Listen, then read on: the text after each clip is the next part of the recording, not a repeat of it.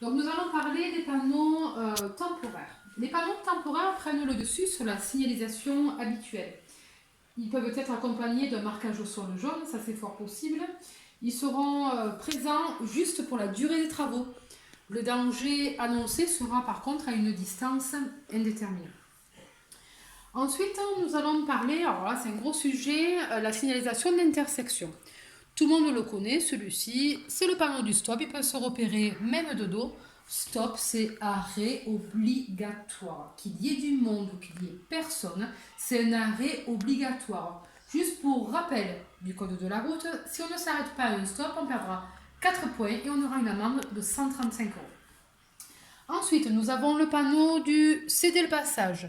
On doit céder le passage s'il y a passage à céder. Ça veut dire que s'il y a personne à gauche et à droite, nous n'avons pas pour obligation de nous arrêter.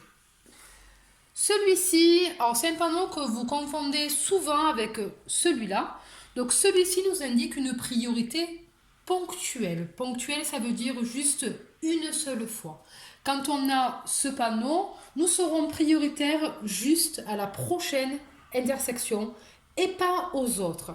C'est-à-dire que ceux qui arriveront de droite ou de gauche auront forcément ou un stop ou un céder le passage. Certains de mes élèves confondent beaucoup avec celui-ci qui nous annonce une route à caractère prioritaire. Cela veut dire que nous serons prioritaires tout le long. Ceux qui seront à notre gauche et à notre droite auront forcément un stop ou un céder le passage. Tant que nous ne verrons pas ce panneau de fin de route à caractère prioritaire, nous garderons notre priorité de passage. On va parler un petit peu aussi des passages à niveau. Donc ce panneau nous indique que nous allons rencontrer un passage à niveau avec barrière ou demi-barrière. Et si nous n'avons pas de signal automatique de noter dessus, cela veut dire que nous aurons un signal manuel. Alors, bien entendu, ça se fait plus trop les signaux manuels, on a beaucoup de signaux automatiques. Et celui-ci nous indique un passage à niveau sans barrière et sans demi-barrière. Là, au jour d'aujourd'hui, ça n'existe quasiment plus, ce genre de panneau, et ce genre d'intersection. Mais par contre, vous pouvez avoir des questions là-dessus au code de la route. Je vais revenir parce que j'ai oublié une petite chose au niveau de la signalisation d'intersection. On a ce panneau là ici qui nous indique le panneau de la priorité à droite. C'est quoi la priorité à droite?